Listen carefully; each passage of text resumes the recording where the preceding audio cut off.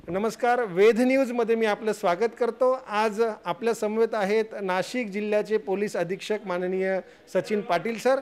काही दिवसापूर्वीच सरांनी चार्ज स्वीकारलेला आहे आणि चार्ज स्वीकारल्यानंतर जिल्ह्यातील जी काही गुन्हेगारीकरण आहे त्याचे म्हणजे गुन्हेगारी रोखण्यासाठी जे काही प्रयत्न आहे, मग गुटखा जवळजवळ 1.25 ते 1.5 कोटी रुपयाचा गुटखा पकडण्याचं कार्य सरांच्या माध्यमातून झालंय। नुकतंच सिन्नर येथील एक 2 गुन्हेगारांना त्यांनी आता पकडले, त्याचीच नुकतीच पत्रकार परिषद झाली। सर, सुरुवातीला सांगा की आपण यापूर्वी म्हणजे राज्यपालांचे आपण रक्षक होते किंवा ठाण्यामध्ये पण आपण फार मोठं कार्य केले, नाशिकची जबाबदारी स्वीकारल्यानंतर पहिलं काय पाऊल असेल? सर्वांना नमस्कार। नाशिक ग्रामीण पोलीस दलाचा पोलीस अधीक्षक या नात्याने मी आता पदभार स्वीकारलेला आहे।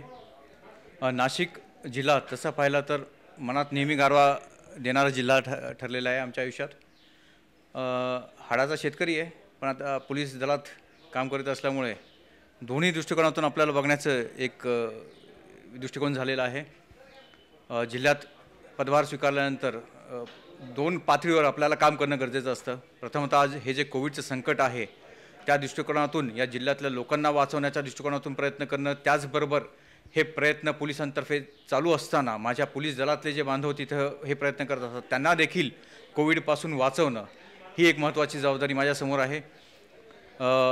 आता विशेषतः शासनाने जे महत्त्वाचं पाऊल उचललेलं आहे की माझं कुटुंब माझी जबाबदारी, त्या दृष्टिकोनातून आपण वेगवेगळ्या उपाययोजना घेत आहोत। त्याचबरोबर एक गोष्ट महत्त्वाची आहे की माझे हे नाशिक ग्रामीण पोलीस दल जे आहे हे माझे कुटुंबच आहे, त्यामुळे या कुटुंबाच्या प्रत्येक सभासदाच्या आरोग्याची काळजी घेणं ही माझी वैयक्तिक जबाबदारी आहे। त्या आपण ही जबाबदारी पहिल्या दिवसापासून, कारण आपण आल्यानंतर कोविड हा विषय छेडला आणि जे आपले कर्मचारी अहोरात्र म्हणजे कोविड योद्धा म्हणून काम करतायत, या कर्मचाऱ्यांची देखील जबाबदारी आपल्यावर येऊन पडले। जवळजवळ 3,500च्या वर कर्मचारी 24 आवर्स आपल्या समवेत काम करताय। या कर्मचाऱ्यांची देखील काळजी घेणं हे आपलं कर्तव्य आहे। आत्तापर्यंत अनेक कर्मचाऱ्यांना कोविडला सामोरं जावं लागलं, त्याच्यातले किती कर्मचारी बरे झालेत आणि किती कर्मचारी अद्याप पावेतो ट्रीटमेंट घेत आहेत?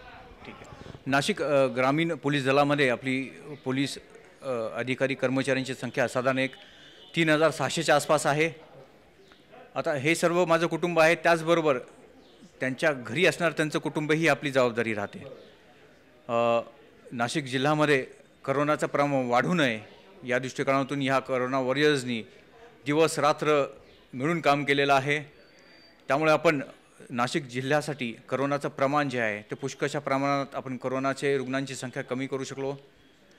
यामध्ये काही पोलीस अधिकारी कर्मचारीही बाधित झाले, साधारण एक 250च्या आसपास पोलीस अधिकारी कर्मचारी जे आहेत ते बाधित झाले, पण त्याच्यातले 85 ते 90% हे सुखरूप त्यातून बाहेर पडलेले आहेत, बरे झालेले आहेत। आता करोनाच्या दृष्टिकोनातून उपाययोजनांच्या स्वरूपात नाशिक शहरामध्ये पोलिसांसाठी 100 बेडचं एक CCC कोविड केअर सेंटर आहे। त्याचबरोबर आपण आडगावच्या इथे एक 150 बेडचं कोविड केअर सेंटर स्थापन करण्याचा विचार करत आहोत। त्या दृष्टिकोनातून पावलं पण आपण उचलत आहोत। सर, निश्चितपणे आपण आल्यापासून प्रत्येक पोलिसाच्या मनात एक भावना निर्माण झाली की माझी जबाबदारी खरोखर माझे सिनियर घेत आहेत।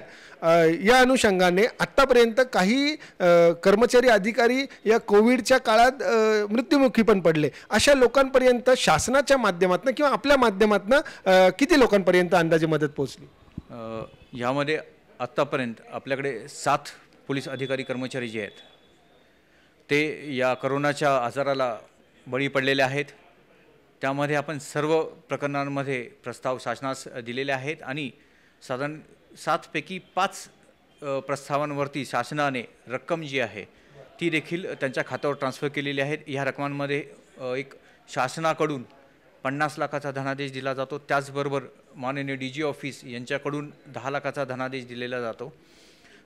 एक महत्त्वाची एक गोष्ट लक्षात घेण्याची सारखी असते की ज्यावेळेला कुटुंबातला एक कर्ता व्यक्ती जातो त्यावेळेला ते कुटुंब उघड्यावर पडतं, पण माझे पोलीस दलाचं हे कुटुंब कुठे उघड्यावर पडणार नाही ही नैतिक जबाबदारी ही मी आणि माझ्या अधिकाऱ्यांनी समर्थपणे आम्ही पेलू। सर, निश्चितपणे आपण हे कोविडच्या काळात काम खरोखरच चांगलं करताय, पण गेल्या 8-10 दिवसापासून नाशिक जिल्ह्याचा तुम्ही संपूर्ण अभ्यास केला आहे. मालेगाव सारख्या सेन्सिटिव्ह भागाचा देखील अभ्यास केला आहे. मालेगाव विषयी काय सांगाल? एक जातीय सलोखा, कारण नुकताच बाबरी मशिदीचा निकाल पण आला आहे आणि त्या अनुषंगाने मालेगावमध्ये जातीय सलोखा राखण्यासाठी आपण यापुढे काय काय प्रयत्न करणार? साधारण एक 10-15 वर्षापूर्वी जर मालेगावबद्दल कोणी बोलायला लागलं तर पहिला विचार जो मनात यायचा तो म्हणजे तिथे झालेल्या दंगली, जातीय दंगली. पण एक चांगली गोष्ट अशी आहे की मालेगाव सध्या त्या आपल्या आयडेंटिटीला कुठेतरी मागे टाकतो. तो मालेगाव शहरावर लागलेला जो काळा डाग आहे तो हळूहळू पुसला जात आहे. आपण कोविडच्या बाबतीत पाहिलं तर मालेगावनी एक मालेगाव पॅटर्न जे आहे ते देखील स्थापन केलेलं आहे कोविडवर मात करण्याचं. त्याचबरोबर मागच्या 10-15 वर्षात जे कार्य केली गेलेली आहेत पोलीस दलाकडून, त्याचबरोबर सर्वसामान्य नागरिकांकडून, समाजातल्या प्रतिष्ठित लोकांकडून ज्यांना सामाजिक सलोखा हवा आहे त्यांच्याकडून हे सर्व कार्य केल्या गेल्यामुळे आज आपण मालेगावमध्ये धार्मिकदृष्ट्या शांतता पाहत आहोत.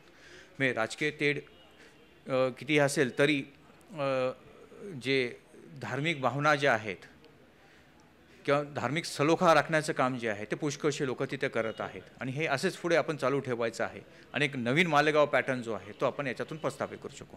निश्चितपणे सरांचा नवीन पॅटर्न काय असेल याची उत्सुकता संपूर्ण नाशिक जिल्ह्याला लागलेलीच असेल. पण मी जाता जाता सरांना जनतेला एक आव्हान करण्याच्या दृष्टीने, सर, जनता आणि पोलीस यांच्यामध्ये सुसंवाद घडावा या दृष्टीने आपण नाशिक जिल्ह्यासाठी काय प्रयत्न करणार? प्रथमतः मी लोकांना सांगेन की आम्ही पोलीस काही कुठून बाहेर आलेलो नाही आहे. आम्ही तुमच्या समाजाचाच एक घटक आहे. आता या सरकारी नोकरीत लागण्याच्या आधी मी देखील एक सर्वसामान्य BCom धारक स्टुडंट होतो, सर्वसामान्य नागरिक होतो. आम्ही पोलीस दलात आलो याचा अर्थ आपण वेगळं झालं असे नाही. आपण पोलीस समाजाचाच एक भाग आहोत. त्यामुळे प्रत्येक मनुष्य जो आहे तो बिनावर्दीचा एक पोलीसवाला आहे हे एक नेहमी आम्ही सांगत असतो. आणि आम्हाला जे काही महत्त्वाच्या गोष्टी कळतात, माहिती जी मिळते, टिप्स ज्या मिळतात या सर्वसामान्य लोकांकडूनच मिळतात. सर्वसामान्य व्यक्ती ही एक एवढी मोठी शक्ती आहे की ती शक्ती चांगल्या प्रकारे पुढे आली तर समाजात चालणारे विविध जे गैरप्रकार आहेत ते आपण समूळ नष्ट करू शकतो. निश्चितपणे सचिन तेंडुलकर ज्या पद्धतीने मैदानावर खेळत असेल त्याच पद्धतीने नाशिक जिल्ह्याचं पोलीस विभागाचं नेतृत्व करीत असताना सचिन पाटील सर यांच्या माध्यमातून नाशिक जिल्ह्यातील गुन्हेगारीकरण कमी करण्यासाठी व जनतेमध्ये सुसंवाद घडवून आणण्यासाठी यापुढे प्रयत्न होतील अशीच या मुलाखतीतनं त्यांच्याकडनं या भावना व्यक्त झाल्या. मी पुन्हा एकदा आपल्या या नाशिक जिल्ह्यात स्वागत करतो व आपण वेध न्यूजसाठी खास वेळ दिली त्याबद्दल आपले आभार मानतो. माझ्यासह कमलाकर तिवडे, मी योगेश कमोद. धन्यवाद.